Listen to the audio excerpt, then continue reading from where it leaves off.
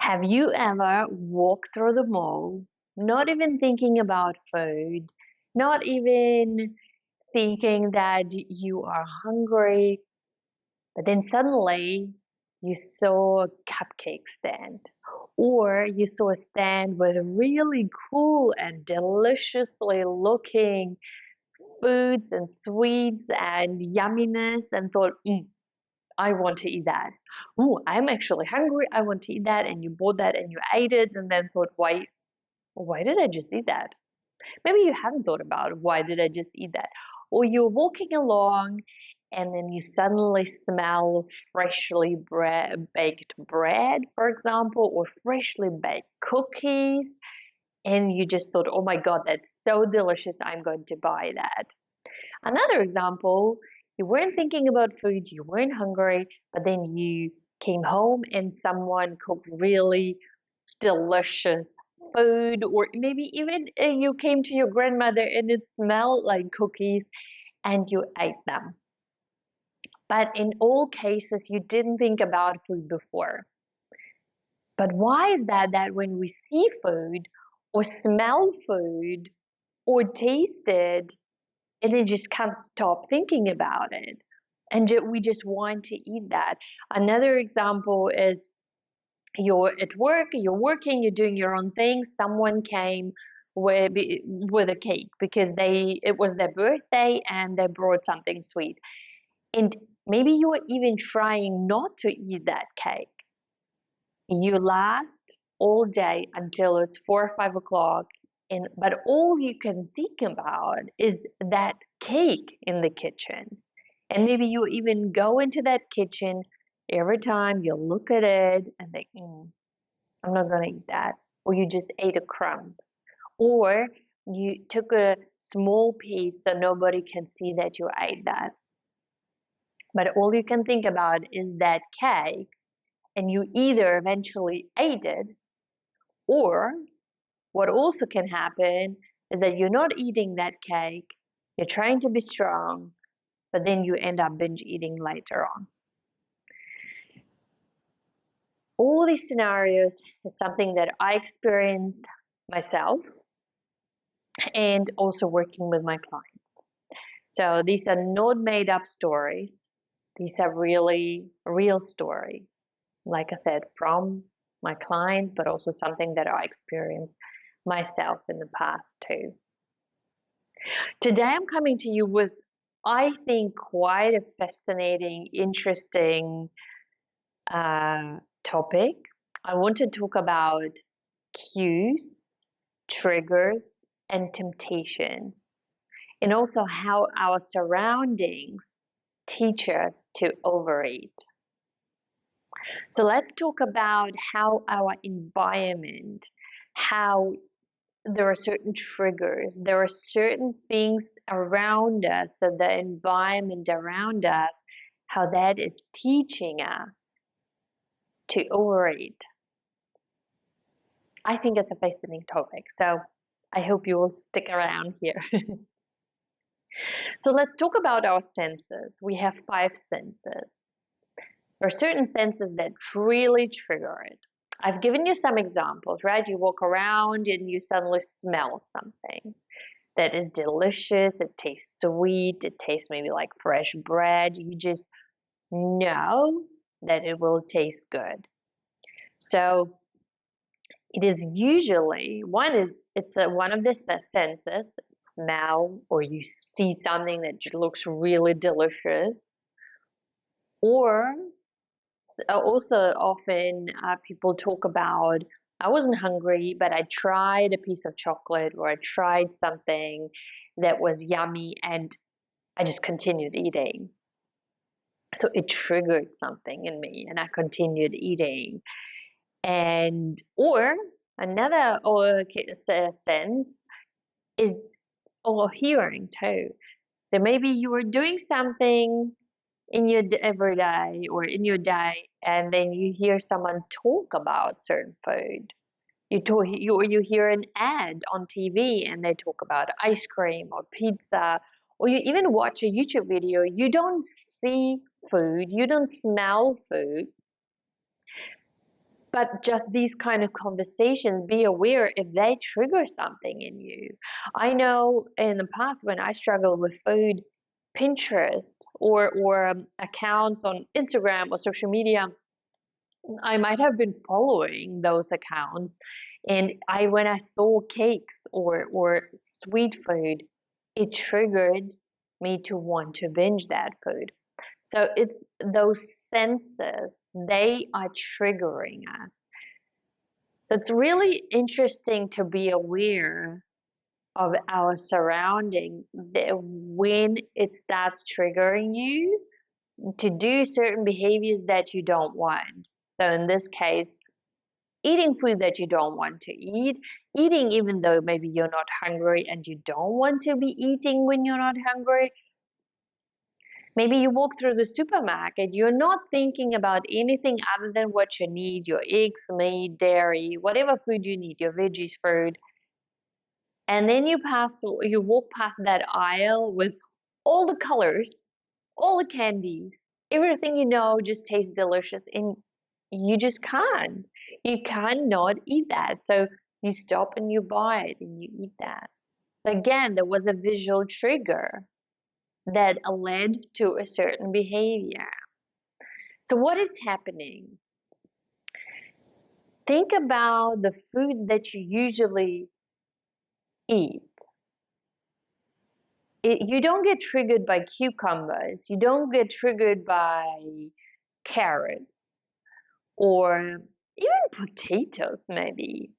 It is usually food that you know will taste good. So one is it's food that you know. Let's say I have been quite a few times to Asian supermarkets or Asian stores. There is so much on the shelves that I don't know. I can't read that. I don't know the language. And therefore, and I also don't recognize those foods because I've never eaten them. I don't know what it is. So that means maybe, I am missing out on the most delicious thing, but I don't know that food. So it's not familiar to me. Therefore, my brain doesn't get triggered. I don't know what it is. So that means when you see, smell, hear someone talk about this food or taste this food, that means your brain is now triggering that when you consume that food, it will make you feel good. So dopamine is being released not by just even tasting or eating something. Dopamine is being released when it predicts pleasure. So just the thought alone, just seeing that food, hearing that food, now your brain is saying, oh, when you have that, you will actually like it. It will feel so good. Now have it. And remember when I was talking about the cake in the kitchen and all you can think about? So it's also another question that people ask me, why can I not stop thinking about this food? I am constantly thinking about that food.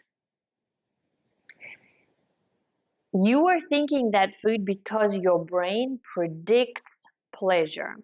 And dopamine is a hormone that is responsible for motivation and for pursuing a certain activity that will give you pleasure. So that means it will always try to get you to do something that will make you feel good. And that's why when your brain knows there is a cake, and if you eat that, it will make you feel good, it will be just even a little bit, releasing a little bit of this dopamine, just to make you to want to pursue that activity, to get up and do that. Dopamine is an incredibly important hormone because that's what motivates us to get up in the morning, to do certain things. We really need that. Without it, we would really struggle. So this is a lot of people who have dopamine problems actually struggle, have ADHD or other things. So that's not something that a topic that I specialize. So I'm not even going to go into that topic before I'm going to get bombarded with what are you talking about. I really don't know anything about it. So I just want to talk about dopamine in this case. Uh, it's a basically a hormone that really tries to get you to get up to motivate you to get up in the morning to do the activities that you do. So when there is a food, that's what it does. It will try to get you to get up and get that cake, that chocolate, that whatever, uh, because it knows you will feel good. So what do? I do personally try to avoid to get the triggers when I can. We can't do that all the time. It's not possible. You can we can't do anything about it. If there is a colleague who it was their birthday and they brought a cake to the office, you can't do anything about it. It's there. My suggestion actually in that case, if you can eat that cake, let's say you don't have allergies, either take a small piece and enjoy it, and you will honestly you'll get it out of the system, because usually it's that fear of food that creates more psychological damage than the actual food itself. So even research actually shows that people who are thinking too much about that food or are fearful of that food because they feel so stressed, there are more long-term problems than people who just eat a small piece of cake and move on with their lives, no issue whatsoever. So either that, or you take a small piece, or you take a piece and you take it home, or you just take it. You can share it with other people at home, or you can enjoy it later when you really want that. So taking it, again, takes it out of the system. The brain, you've now done the activity that your brain wants you to do, which is just take it. You still might eat it. Like I said, just have that piece of cake if physically it's okay for you. If it's not okay, maybe like, let's say you have allergies or something is going on, there's something in the cake that just you can't do, or there's something that you do in your life and you say, well, right now I really don't want that, which is also okay. Maybe take that piece of cake and share it with other people, with your family, or go and take something that you would also enjoy. If there is, I don't know, there's fruit maybe in the office, or you have something yummy to eat, take that and enjoy that food maybe with other people who eat cake as well. So you're not missing out. So you're still having something that you enjoy, and your brain knows, okay, I had that. If there are certain things that you can avoid, let's say supermarket, if I can avoid going through that aisle, because honestly I don't really need anything in that aisle, we've got all the sweets and the chocolates, I don't go there. I don't need anything there. I don't need that. If I can avoid having that at home, because like I've shared it a few times before, at home our belief is that that type of food is not part of our diet. We don't want that type of food be in our system all the time. We don't need that on a daily basis or on a regular basis. So we don't want that. Therefore, we don't buy it. Therefore, I don't get triggered. I don't see that food and just think, oh my God, I really want it right now. So I can avoid that, right? If, let's say, you came home and someone baked the biscuit, again, same thing. You might just have a piece and just move on with your life. Or you take it, put it away, and you know that it's there. Because what we're doing here is we're trying to get into that scarcity mindset. I shouldn't be eating that. I'm not allowed to eat that. Put it away. You know it's there, and you can eat it when you really want that. Yeah, so when you really want it and not when you just eat because it's there. So you don't get triggered that way. So these are the senses. That's what we can do to, let's say, manage our environment when it comes to our senses. You walk around and you see muffins or chocolates or cake. You just see something and your brain just says, "Oh, I would like that." Again, you can ask yourself, "Do I really want to eat that?"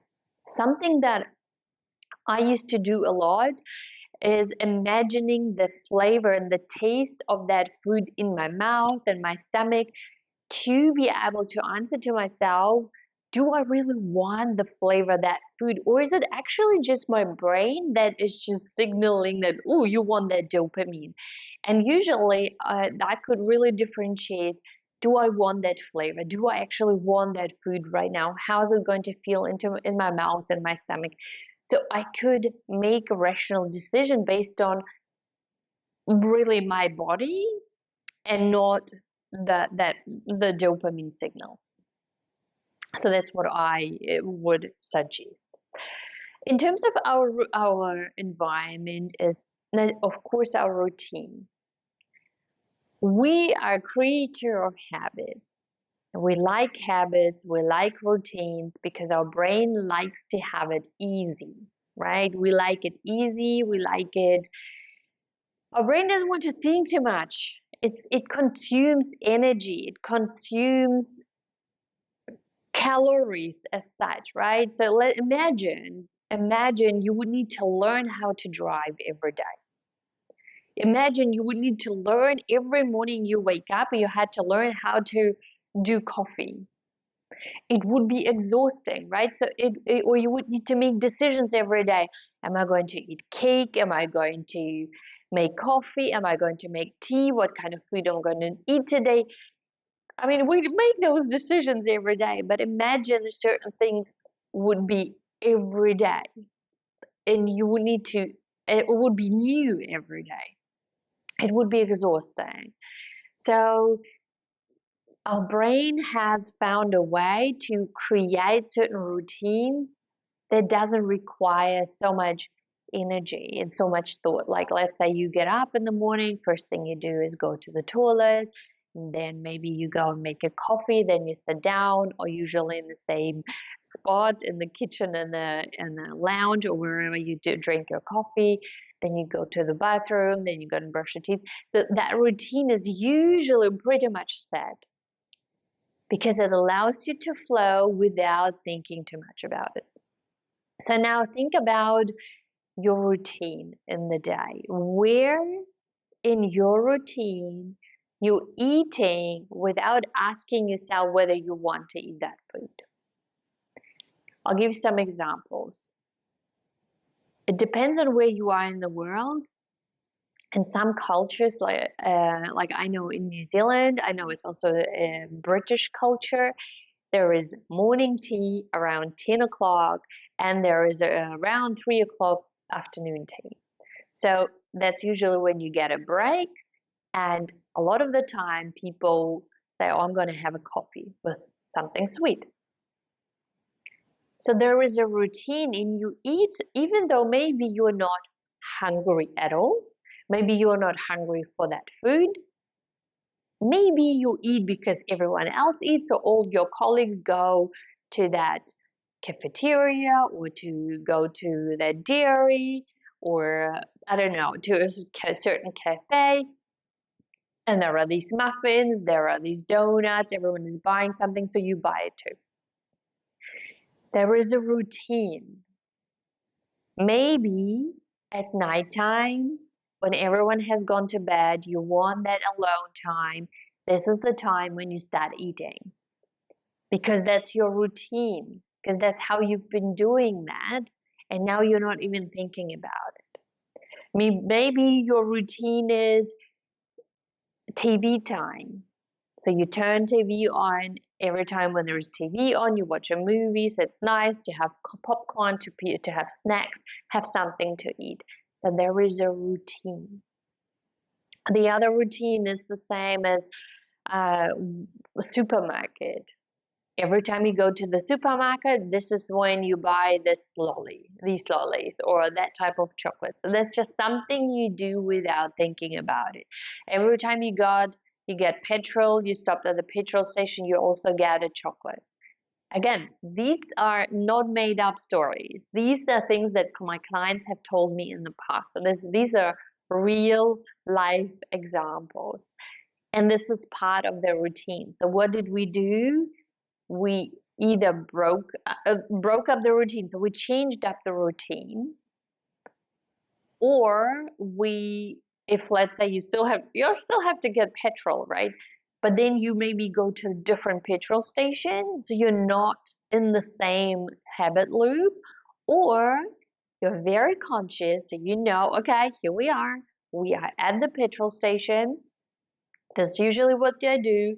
This time I'm very aware of my behavior. I'm very aware of what I usually do, and I'm choosing not to buy it today. So you can consciously make that decision, rather do something just automatically without even thinking about it. So think about certain routines in your day when you eat that food, and now think about, can you change the routine, or can you change the behavior in the way that you want? If you watch TV, make a different type of snack plate, put different fruits and veggies, maybe have something else to eat. Or maybe you say, actually, I don't enjoy watching TV without food.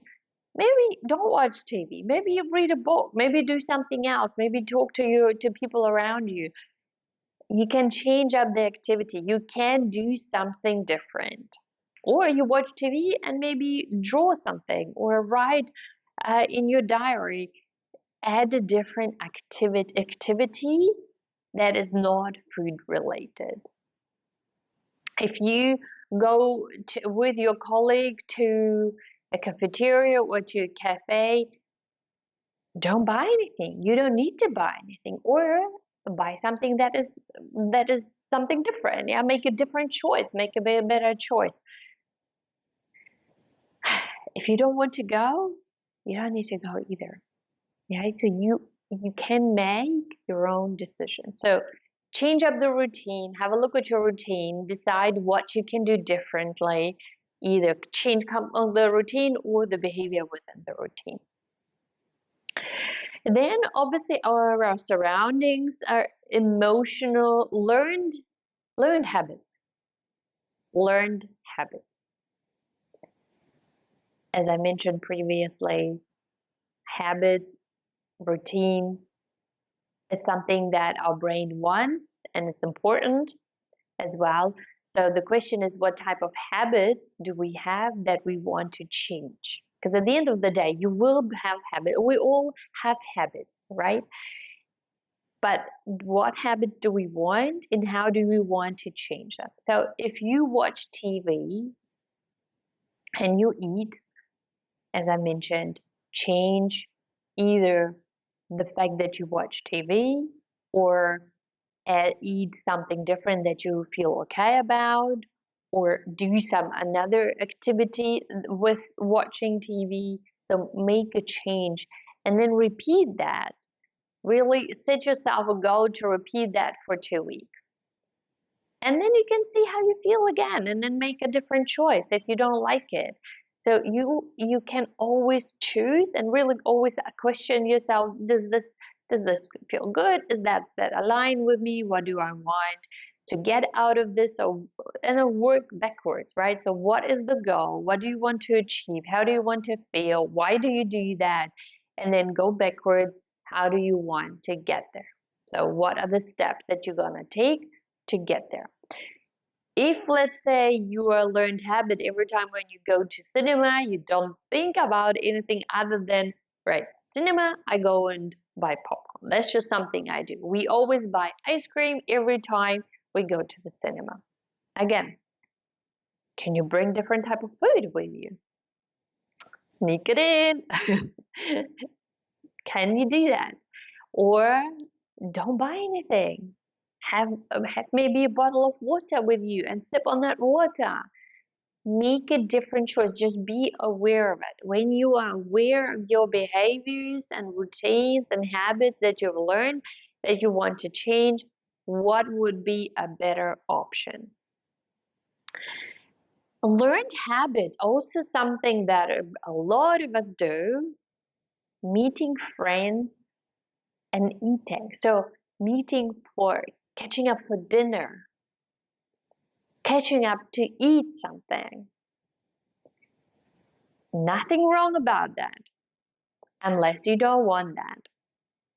Do you do that because it's a habit? Do you do that because that's what people do? Well, ask friends, do you want to go for a walk? Can we get a coffee, takeaway coffee, and go for a walk? Or no drink at all? Can we just go for a walk? Let's catch up and go around that lake that is so beautiful there, along the river. Let's walk through the city. We can go on a bike ride. We can go on a little trip together. We can catch up in a different way. I know my husband and I, when we catch up with friends quite often, they immediately ask us, what do you guys eat? What do you want? We're gonna prepare something. And we always say, we're not coming to see you to eat. We're coming to see you to spend time with you, to talk to you. Happy to have a cup of tea, coffee, but we don't need food. We don't go to have that food with you. So, and some people say we still would like it. Okay, no problem. But we're very conscious of the fact that food is not our reason to catch up with someone. So, and usually friends knew that most likely, unless we really say, hey, let's actually meet up and cook, prepare dinner together. It was it was a thing. Okay, so it was a special thing, but it was not something that we did just because we catch up. So we didn't eat just because we caught up. Yeah, there were many times when our friends came over. We kind of asked, do you want a cup of tea or coffee? And it was all good. Everyone knew, and I don't think there was a problem because there were different options, right? It wasn't doing something just because that's what we always do. So, what are some certain learned behaviors or habits? Where do you eat? Start questioning that. Start really being aware and open. We're eating. Are we hungry? Are we eating because that's what we always do? Is it something that we still want to do? Yes, no problem.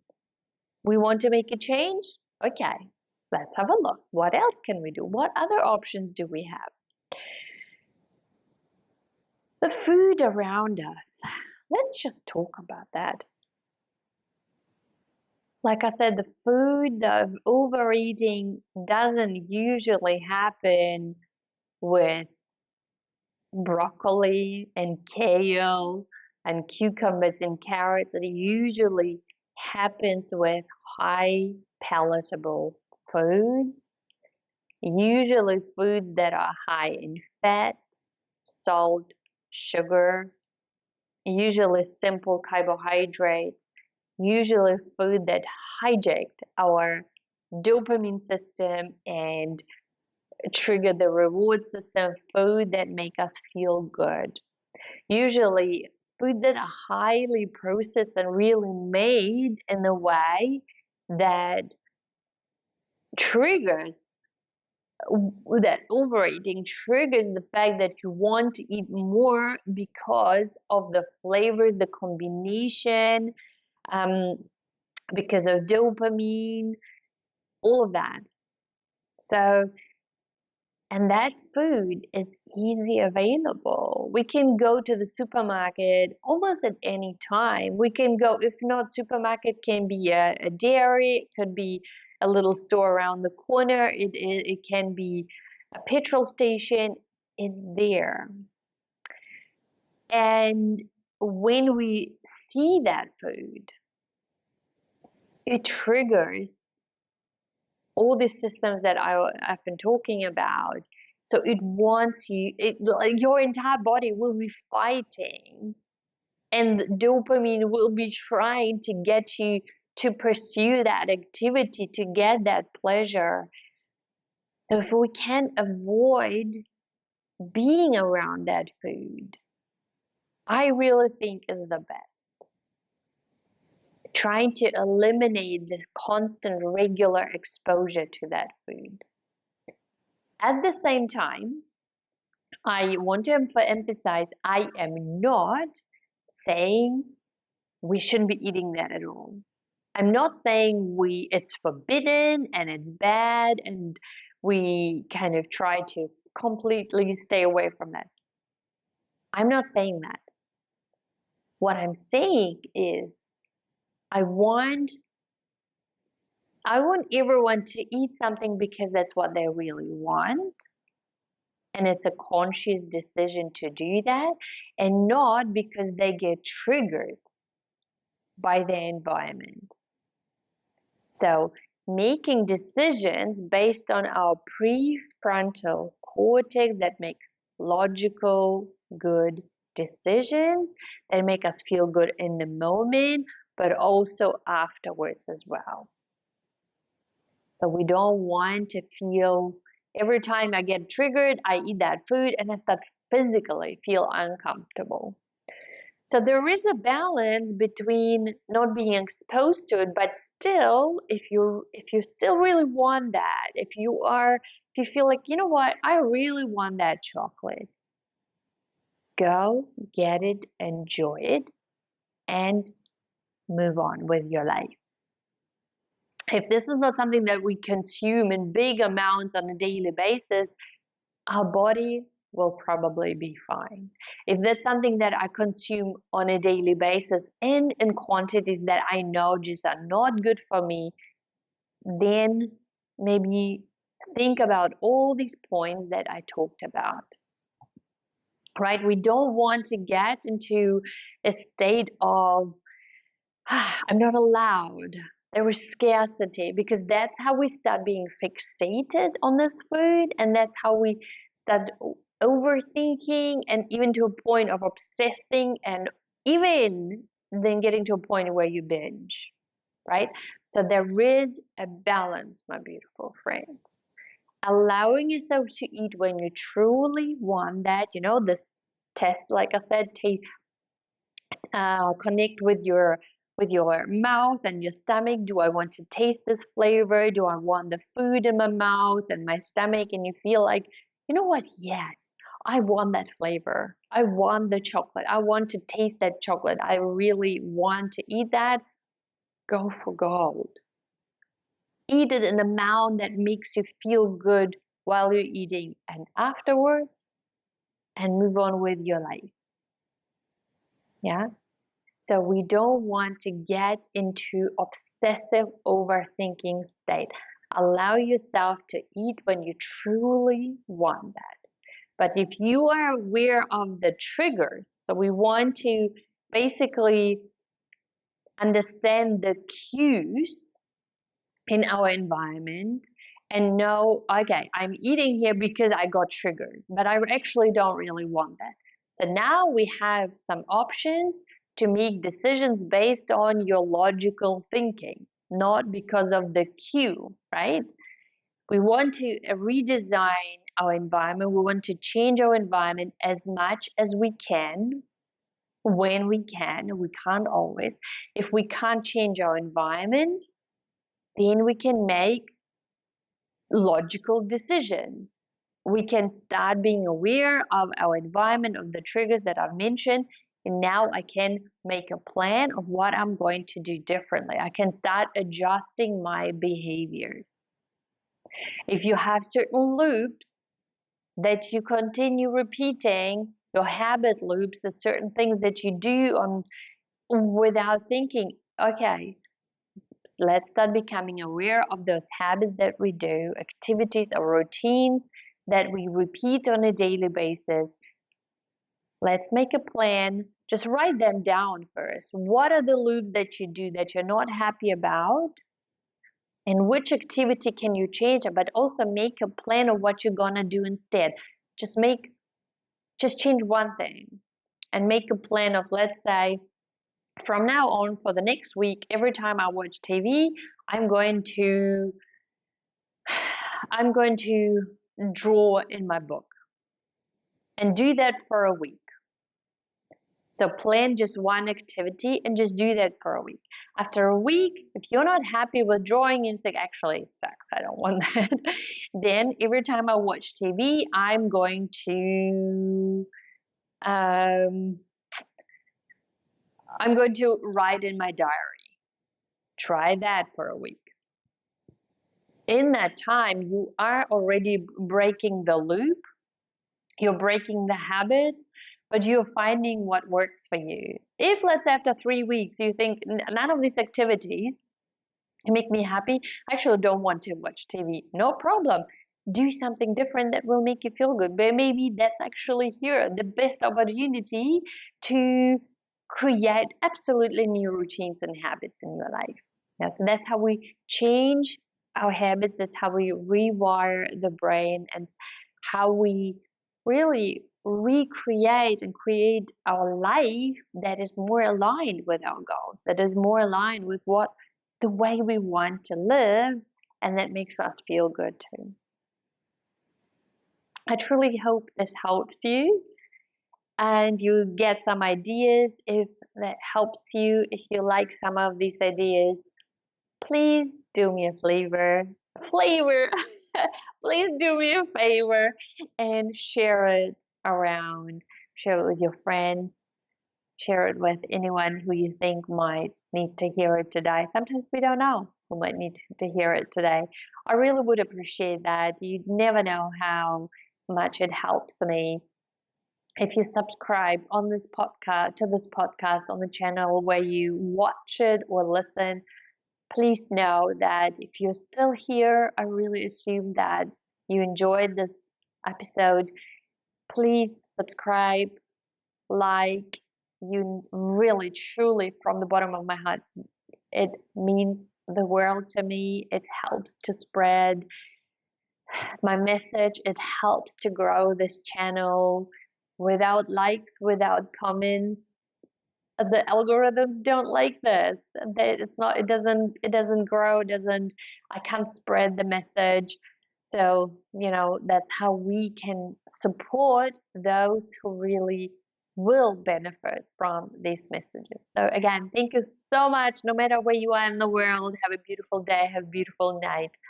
I love you, and talk to you soon again.